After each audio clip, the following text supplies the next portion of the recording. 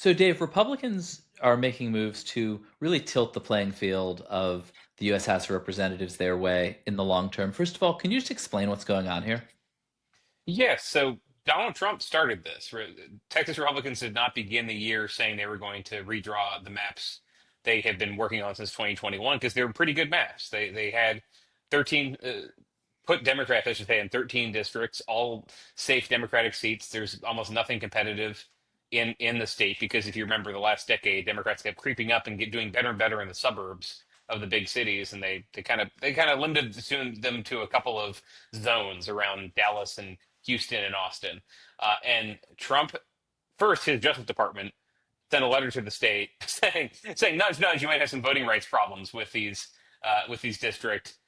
Not like that was going to go to court, but this has been a very aggressive administration when it comes to sending letters about their interpretation of civil rights. Right? Hey, Hmm. that college has a DEI program; it's going to go. Hey, your map maybe has too many districts based on race; it's going to need to go. That landed in the legislature, but what really mattered was Trump saying he wanted them to draw five more seats specifically. And he knew what he was talking about.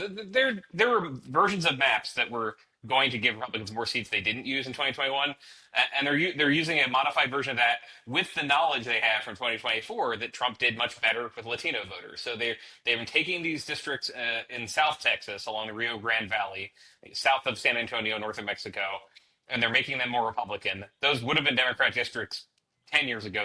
They would now had voted for Trump, and then they're taking Democratic seats in Austin, Houston, and the Dallas Fort Worth area, and kind of smashing them up and stretching their boundaries into Republican areas. So, for example, there's a clash in Austin because instead of one seat in the city that's Democratic and represented by Lloyd Doggett, and one seat that's Democratic and stretches down to San Marcos for Greg Casar, the very prominent leader of the Congressional Progressive Caucus, they're just merging that into one Austin seat that's about as Democratic as the Bronx. The name of the Hmm. game here, obviously, is you shove all the members of the other party into one district, and then you get Yes. yourself a bunch of 60% districts, and it's called gerrymandering. It's obviously like a long Hmm. running ill of American politics. How much is what Trump and the Republicans are doing here kind of within the normal gamesmanship of U.S. politics? How much of it is pushing the line?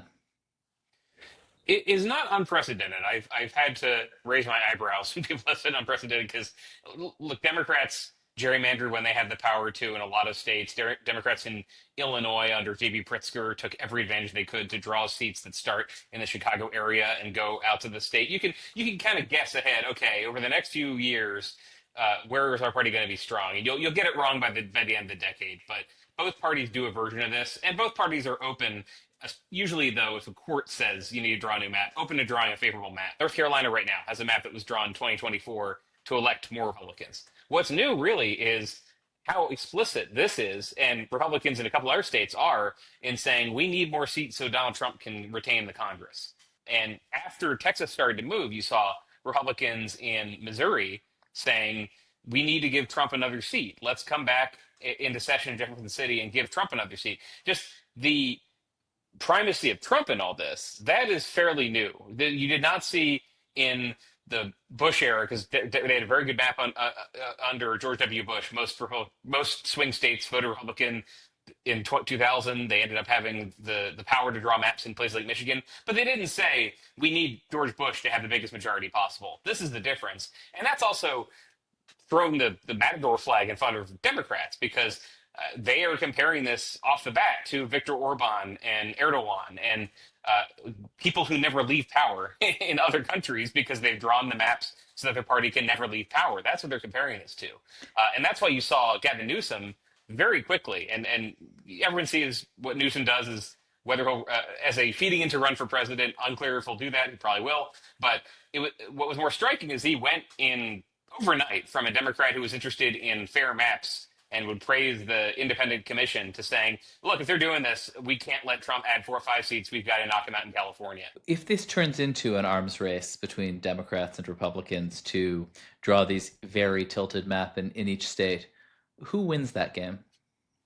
Republicans will win that game because they have control with no encumbrance. There's no court, nothing in the Constitution saying please don't do this in Texas and in Florida. And right there, you can start using the gains Trump made in the last election, you could start redrawing things. If they, let's say, one of these cases gets to the Fifth Circuit, gets to the Supreme Court, and the Supreme Court says, you know what, the Voting Rights Act, the part about how you need all these majority-minority districts, that's so 1992. We don't need that anymore.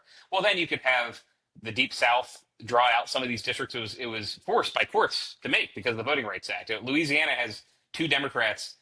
Alabama has two Democrats entirely because of those court rulings, and Republicans want to undo them. And what can Democrats do to respond? Well, they have California, but Newsom has to basically gamble this map with the voters. He has to convince the legislature to put something that would go on the ballot in November, so a very high profile election for Californians, and the issue will be vote for Democrats to be able to draw Republicans out of their seats in this 60-40 Democratic state. That's more work than has to be done than by Republicans. In other states, Democrats look at Colorado and they look at New York and they look at New Jersey and say, well, surely there's more you can do there. Virginia, surely more you can do there. But those are states where when Democrats were in the good government mindset, they were making it harder to just do gerrymanders because they thought, look, sometimes the dice is gonna roll on our side, but much of the time Republicans will win and they'll gerrymander and we'll never get our power back. Texas kind of started that. Texas did a mid-decade redistricting in 2003, which is the first time you saw these Texas Democrats leave the state to stop it. And so, in the Democratic mind, the danger is Republicans getting power to do this because I think not wrongly they see them as more politically ruthless and less worried about how something looks. All right. Well, thank you, Dave. So it does sound like the era of trying to reach some kind of sort of mutual interest, shared governance model between the parties is really over. Yeah, even Mark Elias, who is the Democratic super lawyer who wins a lot of his cases and helped on a lot of the anti-gerrymandering cases, Pennsylvania, places like that. Even he's saying, "Well, this is now trench warfare." And so, does this end with ridiculous maps in a bunch of states, and then what Democrats would have wanted in 2021, passing some bill that says gerrymandering's illegal? That's one scenario. I think the arms race is more likely because, but you can see with everything Trump does, Republicans getting more confident that there's no repercussions, and Democrats getting less confident that there's any upside in being the party of the rules. And so we're seeing Democrats running for Senate this year, younger Democrats who have no attachment to the filibuster. Even John Fetterman, who progressives don't like right now, even he doesn't like the filibuster. So will the next Democratic Senate, if there's another 51 seat Senate in 2028, would it be full of people who say, it's not worth passing a gerrymandering ban if it means breaking the filibuster? I don't think they would. I think the way you put it is right. We're going to see the end of this sense of comedy because from Democrats' perspective, Trump is rolling over them. And if they have the high ground, it's going to flood anyway. There's no point in having the high ground. Thanks, Dave. And people can check out Dave's story over on semafor.com and sign up for his newsletter, Americana.